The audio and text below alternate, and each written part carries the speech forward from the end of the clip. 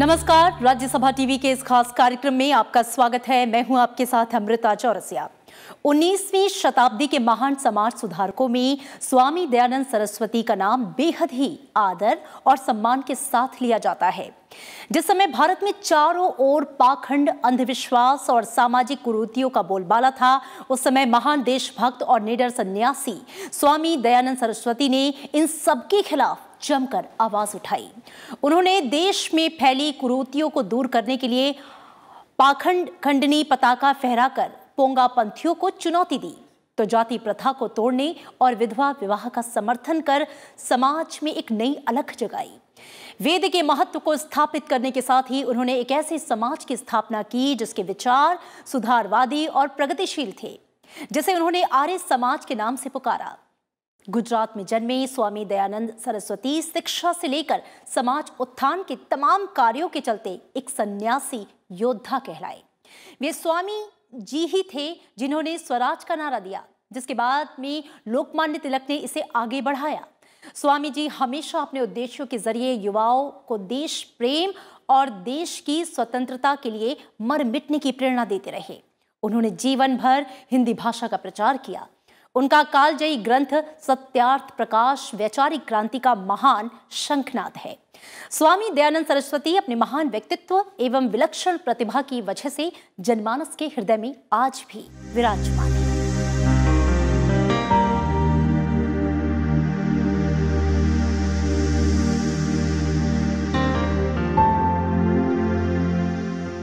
स्वामी दयानंद सरस्वती उन महान संतों में अग्रणी हैं जिन्होंने देश में प्रचलित अंधविश्वास, रूढ़िवादिता, कई तरह के आडंबरों और सभी अमानवीय आचरणों का पुरजोर विरोध किया।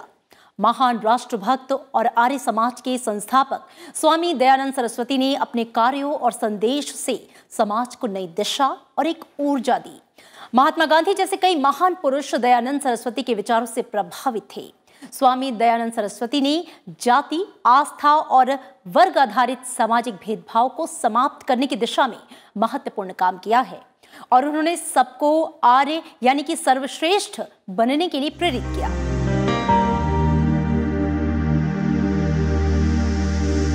उन्नीसवीं शताब्दी में जब हम अपनी संस्कृति और आस्था को पश्चिमी संस्कृति के सामने कमतर समझते थे, तब एक ऐसे महापुरुष का अवतरण हुआ जिन्होंने हमें आत्मसम्मान और पुनर्जागरण का मार्ग दिखाया। जी हाँ, हम बात कर रहे हैं स्वामी दयानंद सरस्वती की।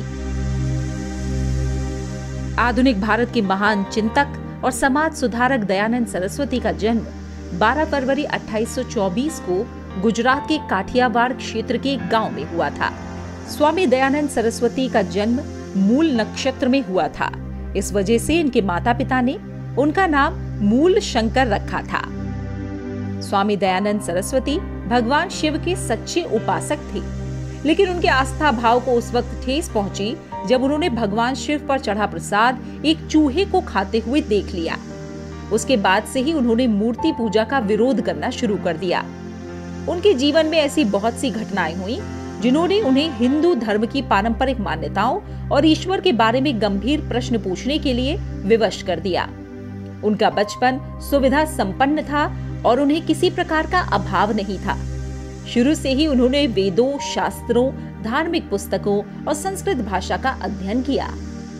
प्रारंभिक उनकी शिक्षा दीक्षा घर में ही हुई। संस्कृत का व्याकरण उन्होंने पढ़ाया। उनके चाचा जी उनसे बहुत स्नेह प्यार करते थे। उनके चाचा ने उनको संस्कृत की वर्णोच्चारण शिक्षा और यजुर्वेद के कुछ अध्यायों को उनको याद भी कराया। और इस तरह से जब उन्होंने कहा कि नहीं, मैं और आगे कुछ ग्रंथों का स्वाध्याय करना चाहता हूँ, इस सच्चे शिव को, ईश्वर को प्राप्त करना चाहता हूँ, तो इसलिए उन्होंने फिर बाद में चल कर के घर छोड़ दिया।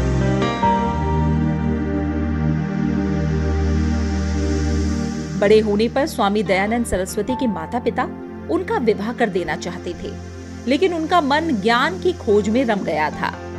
1846 में उन्होंने अपना घर बार छोड़ दिया और अगले 25 साल तक उन्होंने हिमालय की पहाड़ियों में भटकते, ज्ञानार्जन करते और अपने गुरु की सेवा करते हुए बिताए।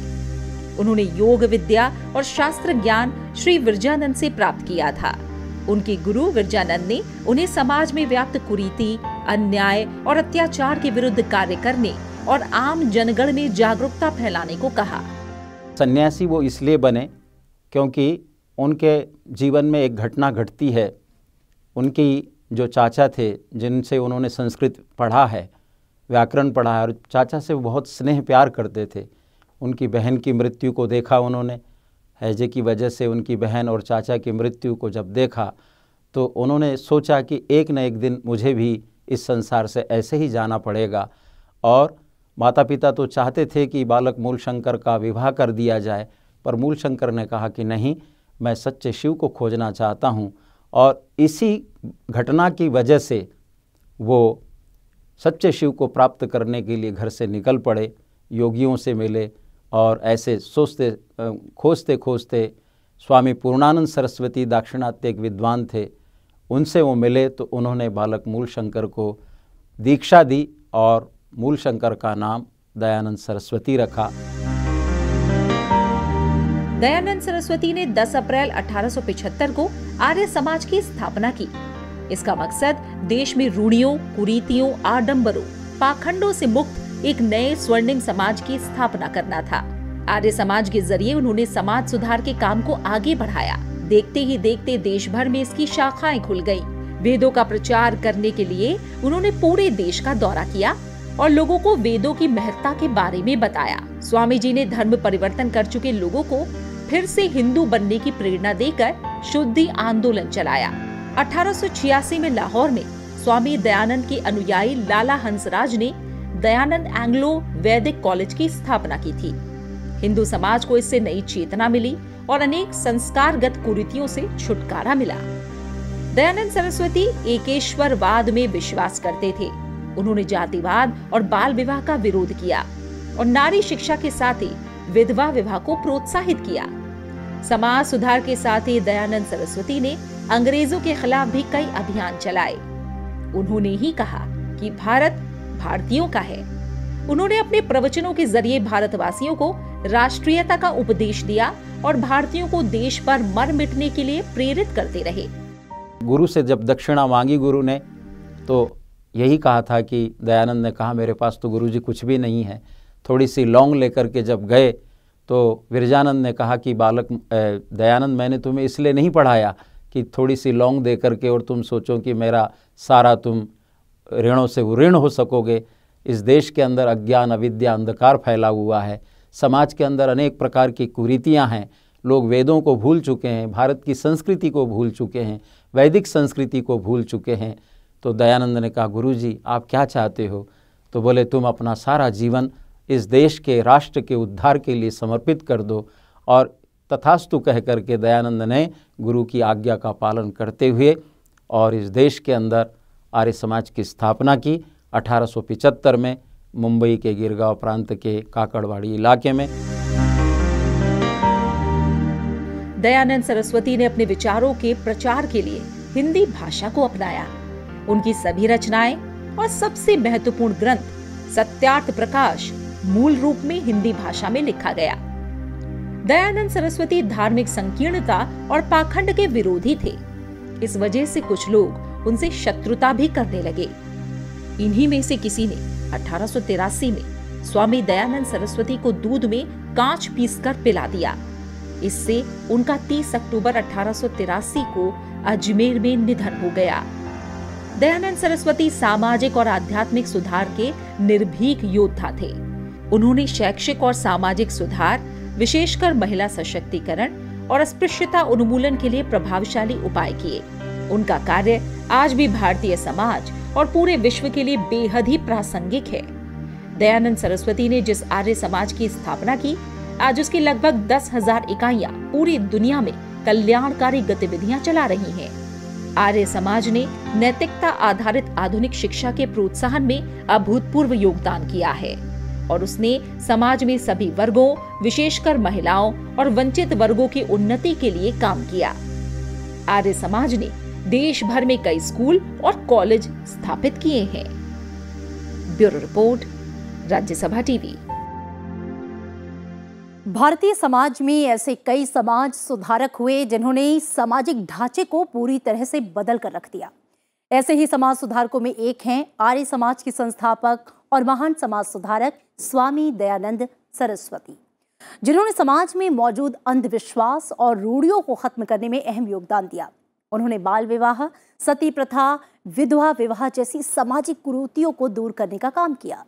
आर्य समाज के प्रवर्तक और प्रखर सुधारवादी स्वामी दयानंद सरस्वती ने जहां भारतीय समाज को पिछड़ेपन से दूर करने का आह्वान किया, वहीं ज्ञान के लिए संस्कृत भाषा का भी प्रयोग किया, जो ये दर्शाता है, ये दिखाता है कि वो नए और पुराने में सामंजस्य बनाकर रखते थे। स्वामी दयानंद सरस्वती भारत के महान चिंतक और निर्माता थे। 19वीं सदी के मध्य में भारत में पुनर्जागरण और सुधार आंदोलनों की शुरुआत जिन जिन क्षेत्रों में हुई, उसमें स्वामी दयानंद सरस्वती की भूमिका अतुलनीय थी। दरअसल 19वीं सदी के सामाजिक, धार्मिक और सांस्कृतिक आंदोलनों में दयानंद सरस्वती स्वयं एक आंदोलन थे। शिक्षा का प्रसार, कुप्रथाओं और कुरीतियों के निवारण, स्त्री और पिछड़ों की शिक्षा, स्वदेशी राष्ट्रीयता के विकास, रूढ़िवादिता को खत्म करने और अपनी संस्कृति के प्रति गर्व के भाव को जगाने के लिए जो ठोस काम स्वामी दयानंद सरस्वती ने 150 साल पहले किया, वो आज तक कोई व्यक्ति या संगठन नहीं कर पाया। स्वामी दयानंद सरस्वती ने जीवन भर समाज में फैली सामाजिक कुरीतियों और अंधविश्वासों के प्रति लोगों को जागृत करने का काम किया। उन्होंने जन्म के आधार पर जाति व्यवस्था का विरोध करते हुए कर्म के आधार पर जाति व्यवस्था बनाने पर जोर दिया। स्वामी दयानंद ने दलितों के उद्धार, स्त्रियों की शिक्षा, बाल विवाह निषेध, सती प्रथा और विधवा विवाह को लेकर समाज में क्रांति पैदा की। दयानंद सरस्वती का मानना था कि तीर्थ एक अच्छे कार्यों के लिए, सत्य बोलने के लिए और ज्ञान प्राप्त करने के लिए है, न कि पूजा और कर्मकांड के लिए। वे जातिवाद के भी विरोधी थे। वे जन्म से जाति यानी ब्राह्मण, क्षत्रिय, वैश्य या शूद्र की उत्पत्ति को सत्य नहीं मानते थे।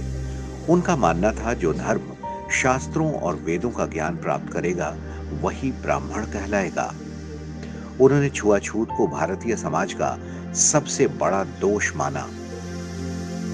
दयानंद सरस्वती ने बताया कि पर्दा प्रथा, बाल विवाह, सती प्रथा, बलि प्रथा आदि को कहीं भी वैदिक साहित्य में मान्यता प्राप्त नहीं है और ये गलत है। वे जीवन भर इसका विरोध करते रहे। उन्होंने वैदिक काल के सामाजिक ढांचे के आधार पर समाज में स्त्रियों को उच्च स्थान दिलाने का प्रयास किया।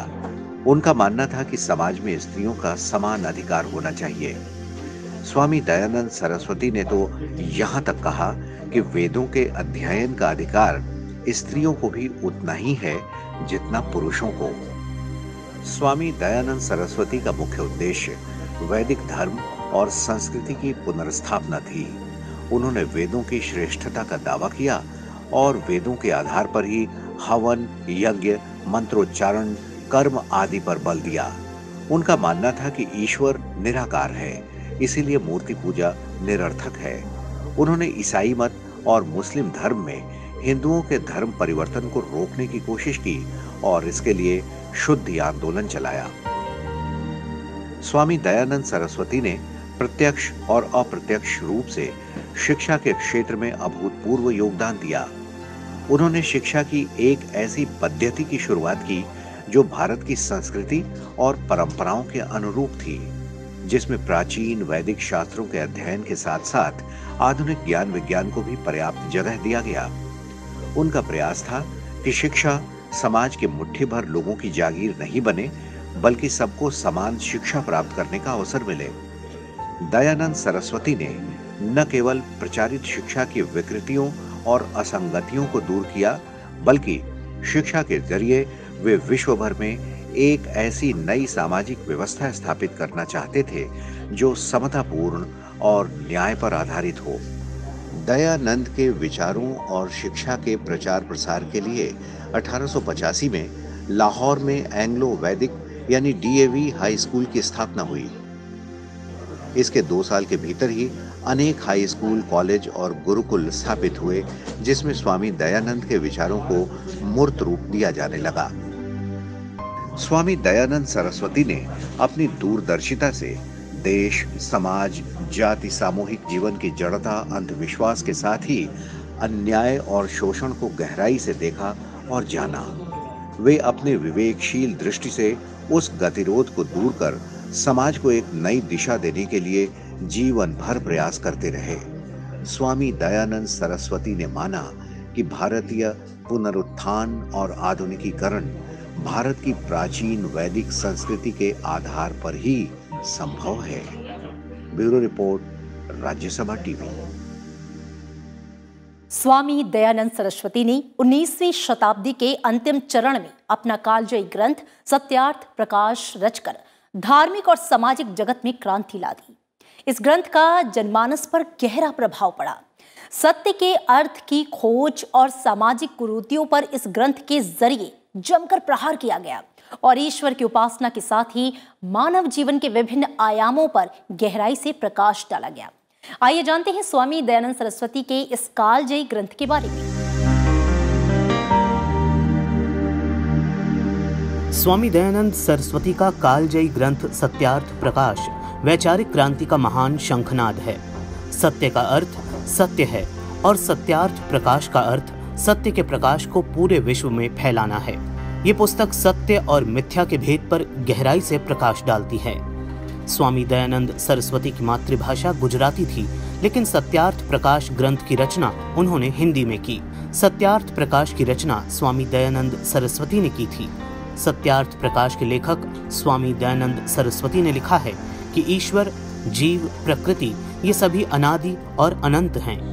ईश्वर के गुण, कर्म, स्वभाव और सृष्टि के नियम भी अनादि और अनंत हैं। विज्ञान का भी यही मत है कि सृष्टि नियम यानी लॉज ऑफ नेचर अटल, अटूट और सार्वभौमिक है और इन नियमों का नियंता परमात्मा है। परमात्मा की सृष्टि के नियम न तो बदलते हैं और न ही टूटते हैं, न घटते हैं, न बढ़ते हैं और न ही घिसते हैं।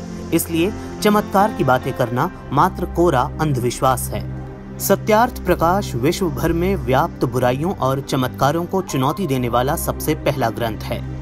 सत्यार्थ प्रकाश ग्रंथ में 2 भाग हैं, पूर्वार्ध और उत्तरार्ध। पूर्वार्ध में 10 अध्याय हैं और उत्तरार्ध में 4। इस प्रकार कुल 14 अध्याय हैं जिन्हें समुल्लास कहा गया है। पहले समुल्लास में ईश्वर के ओंकार आदि नामों की व्याख्या की गई है। दूसरे में संतानों की शिक्षा। तीसरे समुल्लास में ब्रह्मचर्य, पठन पाठन व्यवस्था, सत्यासत्य ग्रंथों के नाम और पढ़ने पढ़ाने की रीति। चौथे समुल्लास में विवाह और गृह आश्रम का व्यवहार। 5वें में वानप्रस्थ और संन्यासाश्रम की विधि। 6ठे समुल्लास में राजधर्म। 7वें में वेदेश्वर विषय।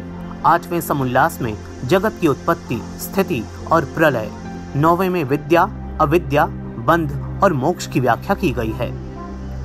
10वें समुल्लास में आचार, अनाचार और भक्ष्या भक्ष्य यानी खाद्य और अखाद्य पदार्थ का विषय।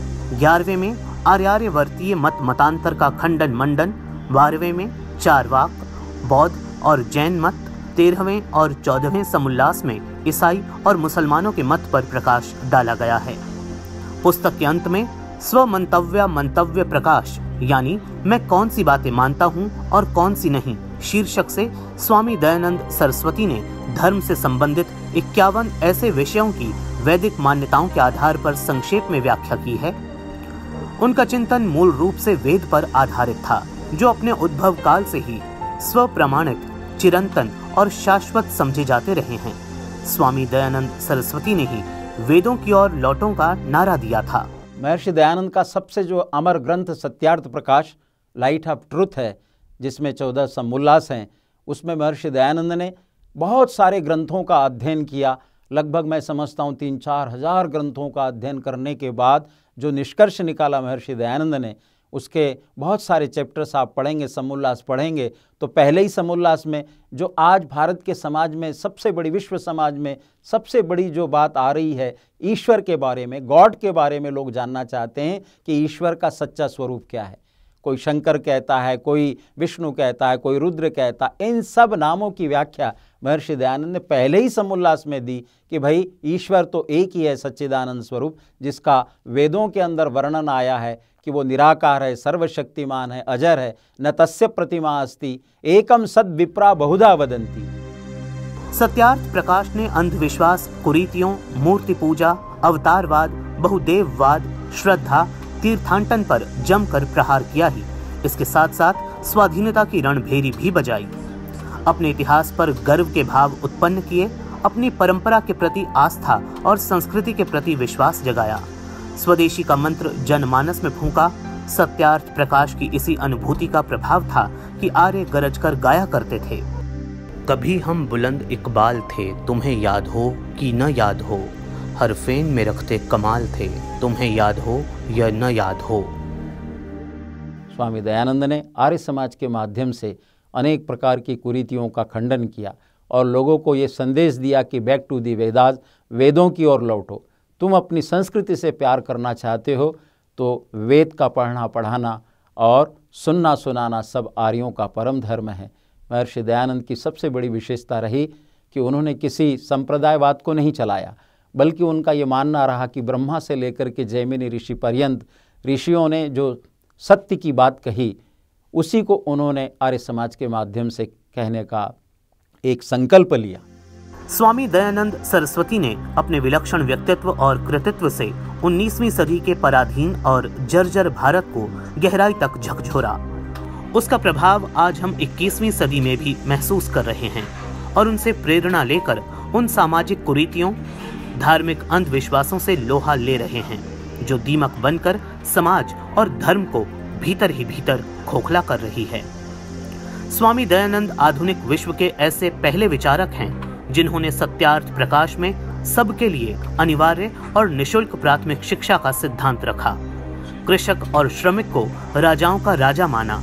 स्वामी दयानंद सरस्वती ने सामाजिक, धार्मिक, शैक्षिक, आर्थिक, राजनीतिक, दार्शनिक और आध्यात्मिक जगत की व्याधियों, दुर्बलताओं और त्रुटियों का गहराई तक अध्ययन किया था। रोग की जड़ में जाकर उसके अनुसार ही उपचार किया। दयानंद जितने प्रासंगिक 19वीं शताब्दी में थे, उतने ही प्रासंगिक हर युग खंड में रहेंगे। कारण विज्ञान और तकनीक चाहे जितनी उन्नति कर ले, मनुष्य की धर्म, अर्थ, काम व मोक्ष की भाव भूमि वही रहेगी जो अनादिकाल से चली आ रही है और अनंत काल तक चलती रहेगी। Bureau report, Rajya Sabha TV. और फिलहाल इस खास पेशकश में इतना ही। देश और दुनिया की बाकी खबरों के लिए आप देखते रहिए राज्यसभा टीवी। नमस्कार।